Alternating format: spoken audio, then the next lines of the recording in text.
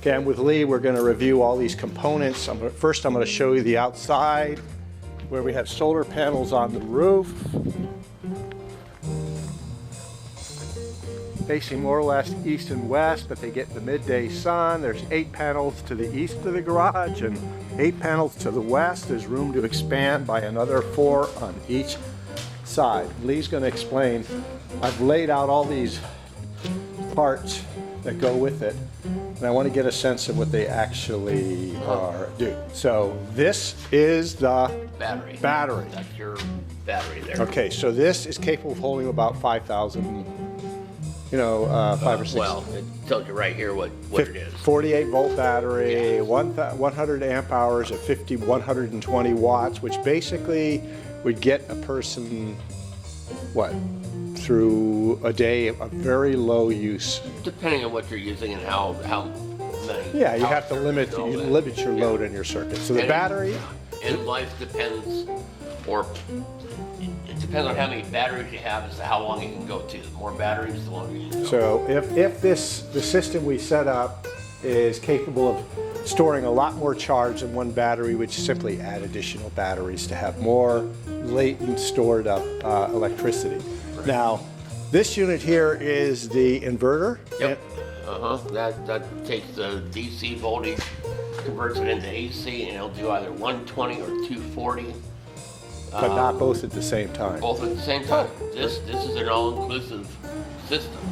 You can get some of them, they'll just say 120. Right. And then you have to have 2 of them in order to operate your hot water heaters. Right, anything 240, dryers. Dryers, ovens, and so on and so forth. So this will do anything that grid power will except do. 3-phase. It doesn't do 3-phase. No, you don't even have 3-phase on.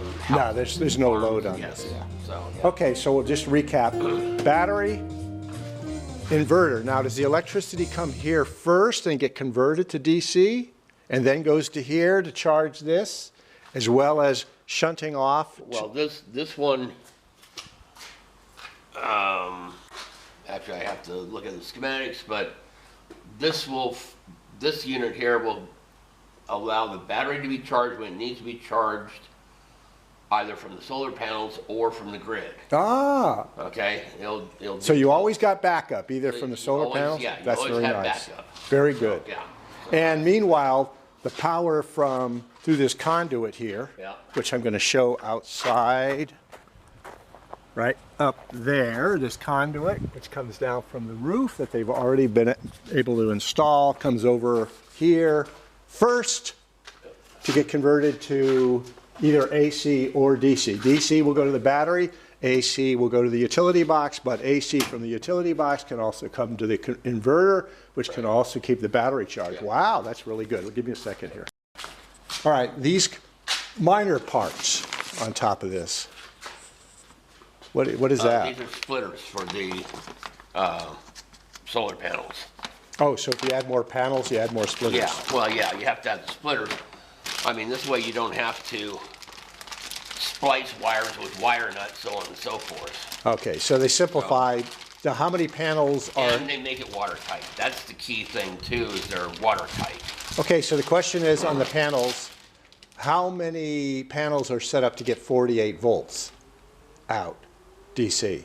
Right now we have 16 panels, but they're set up in a cluster of 4 each. That's what I was asking. I mean, so they're each 12 volts. You can, actually they're 30, the voltage, if I remember, is like 37 volts. That's volts, not amps. But if you notice, these have the O-ring connector. So these you use, instead of, if you do wire nuts and all that, there's no way to guarantee that they're going to be waterproof. Right. So these just snap together. There's a tool that can undo these, But this one here, you plug into one wire, it'll go to 4 different panels. Got it. And the reason why we did 4 panels is because that's all the length of wire we had on the panels themselves to pigtail to. So. Okay, so the capacity to handle 8 more panels is right here embedded in these 2 these shunts, whatever they're called, buses. We'll call them buses. You can get them in you know, just 2s, Uh-huh. 4s, 5s. But this unit here will 6s. handle any range of voltages? Up to, well, it's for a 48-volt system for the battery. Right, because these are coming together Yeah. in serial. But it'll take up to, I think, 6,000 watts. Okay, There's a but- limit. There's a limit on the. I'd have to look at the spec sheet. There's a limit as how many watts. So how you many can take. watts do you think we have up there when the sun is peaking? Well, it's not. You're not going to get full peak because you're on a slight angle. So you have 16 panels at 250, but they're secondhand panels. Right, so they're not high Even if you 200. go 200, you know, that's 1,600 amps. 3,200. Or watts if it's directly on. The maximum, one or the maximum other. efficiency, maybe 3,200 watts at Yeah. any given So time. yeah, Got you it. can definitely expand it and yeah. Okay. That brings us to these grounding wires here. Oh, those are just battery connecting wires.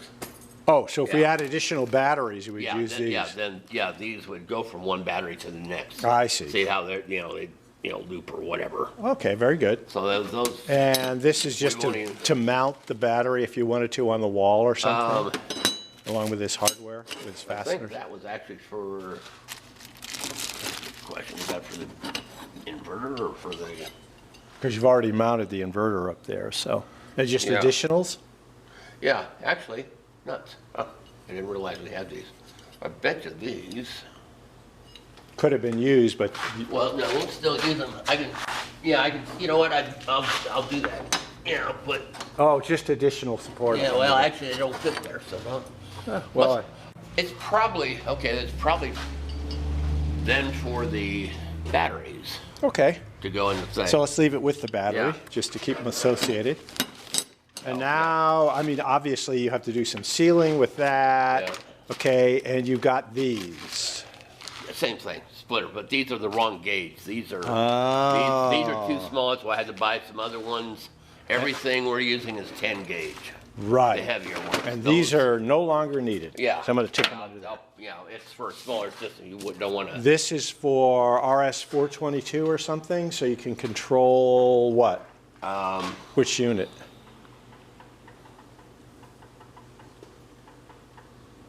Okay, there's only the. I think this one. Yeah, because it does have a panel on it, so you may Yeah. want to be able to talk to it. Well, yeah, you got it. Sometimes you have to do software updates on them. Okay, so this would be for that purpose. Yeah. It would go with this. I'm going to just set it up here for the time being. Associative principle. All right. And these were just more of the same. Yeah. Okay, so if we add more panels, all right. I noticed you got a couple of schematic-y type things, but we'll yeah, not talk those- about yeah, those yet. no, it's- no. What about, what do we have here? This is just a splicing kit.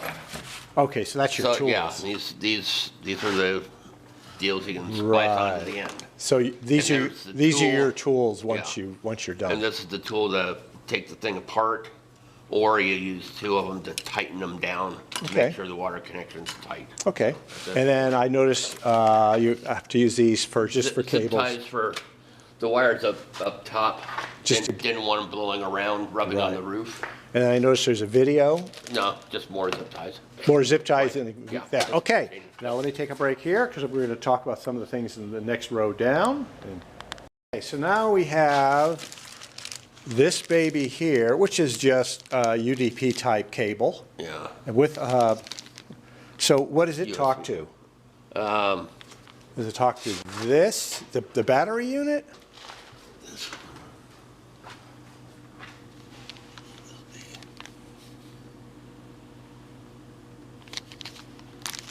I don't know. Once again, I'd have to look at the schematic. I'm not, you know. Okay, so we're unsure about this Yeah. one yet.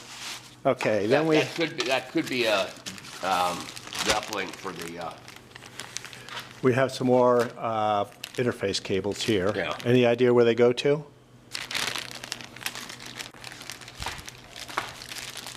well, one goes to the battery. One goes from the battery to the inverter so that they can communicate to Sure. know when to shut on and off. Okay, And then it looks like just another duplicate of what we already have. okay, so they probably go, I'll just associate it with this. We just have some more conduit Yeah, support. stuff, Yep. These? That's, let's see, that one. looks more like another. Well, once again, I have to look at the schematic. There's a. But it does look like it associates Yeah. with, let me put it there then to associate it, unless you think it might go there. Well, somewhere. Yeah, no, that's the positive. Yeah, that's going to require terminations. Okay, let's just put it here because we're not sure. All right, so just for some glue or sealant. How about these? Oh, those just look like handles for possibly the battery. Oh, okay. Oh, I know what these are. These, where the brackets go. They don't go to that. Oh, these They go here for the server rack. Oh, that other set of brackets. Yeah, that's what the brackets for. Put them up there, I think. So. No, the L brackets, you put them. Did I put them up here? I don't see them because I only got this one cable up here. So we had the brackets. I remember seeing them. Yeah, these are for the batteries, so they go right. Okay, right along here. Yep. Got it. And then what was the other thing that went with those? You said there was something else we just had. Oh, here they are. These handles. Oh, yeah. Okay, let's put that there. Okay, so this was something we didn't need. This is a little wiring schematic. And let me take a break from this. That was for. This was for the roofing panels. Yeah, just so I could try to explain it to the. Oh, to the installer. And what about these? Same thing. Same thing. Okay. So everything's up there. We are done with everything on the roof now. You said something about something else. I got to put one more splitter up there. Another splitter. Yeah, because these wires aren't live yet. That's why we have these.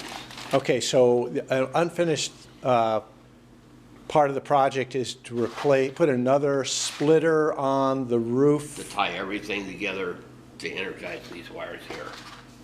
Oh, okay, so there's no junction yet on these wires to the. They're not connected to the panels yet. Got it, okay, so that's the one All thing. the panels are connected to each other, but not to this yet. Ah. I also don't want to work hot on that. Also, this goes on the roof. Oh. As a shut off. That's right. So that we can disconnect and work with everything down. Oh, so it isolates the DC, so if you have to do any work here, you just throw a switch up on the roof. And then there's also a breaker for down here too that goes in place. So you got to. Do we have that breaker here? I've got it in the truck. Okay. And then there's just a bunch of fasteners. Yeah. Okay, so all we got to do is get that breaker out from the truck, and then we can talk about exactly how you see yourself being involved in the project in the future, right? Okay, so we found our last few items. This is a breaker circuit that will mount here on the wall. Yep. Will it mount between there and that, or is it going to mount off these? Someplace safe, probably on the fiber board or cement board. Okay, so it'll mount here, but will it conduct electricity to the? No, these wires will eventually go to here. I just want to make sure I've got enough wire up there at the top. I see. That's going to go there, so I'm going to put this here, just for association purposes. I don't want it to fall off. And then these also. That's just extra wire. Extra wire. I'm sure we're not going to have enough wire to go from the inverter to the deal. To the battery. Okay, so inverter to battery, battery to inverter, they have to communicate, and then from the inverter, which can either take DC and invert it to AC to go into the circuit breaker, or from the circuit breaker back to the inverter, and then from the inverter to the circuit breaker, all that has yet to be wired up. Yeah. All right, what do you think is the most demanding aspect of this next phase?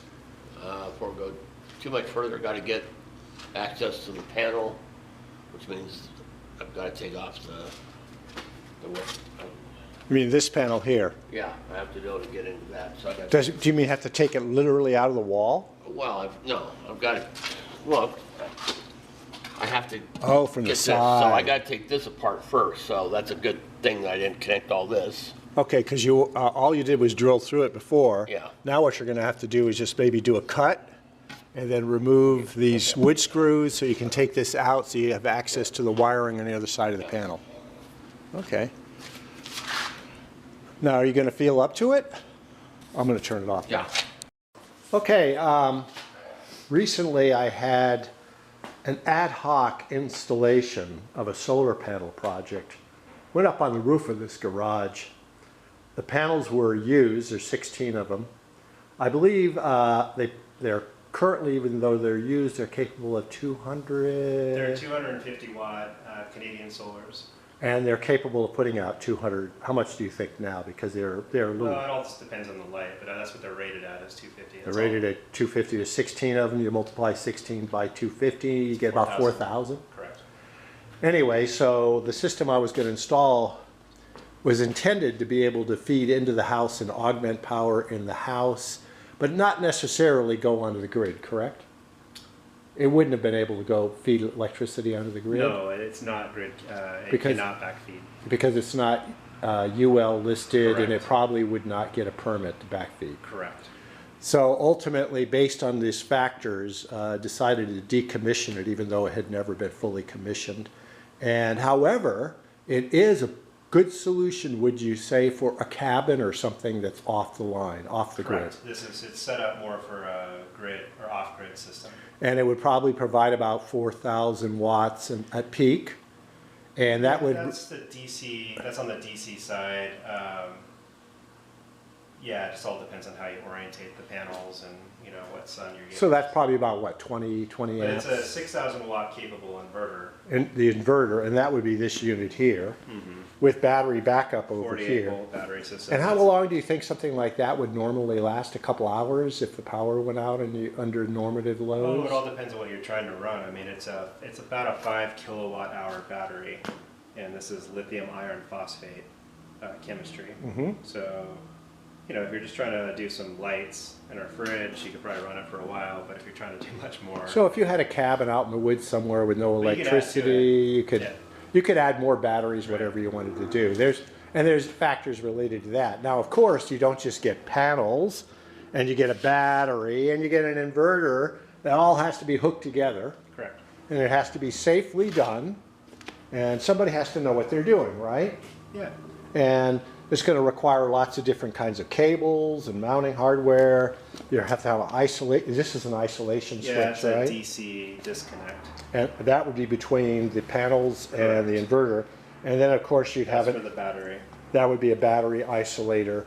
So basically, with everything that's here, based on decommissioning it, do you think that everything is here for pretty much here for somebody to be able to install it on a cabin or something? Yeah, I mean, it should be fairly complete. It all depends on how far your wire runs are and all that.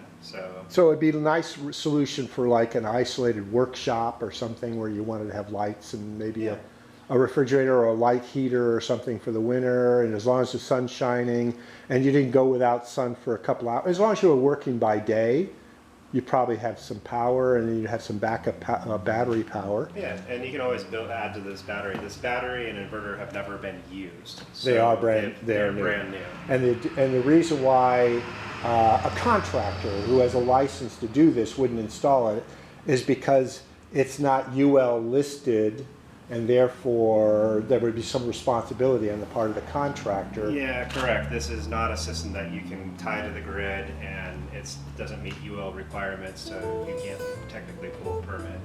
Okay, so Depends on your jurisdiction. Some inspectors are pretty lenient, but it's not something that it's more for off-grid applications. and I think I spent something like $7,000 to $8,000 for everything you're seeing here.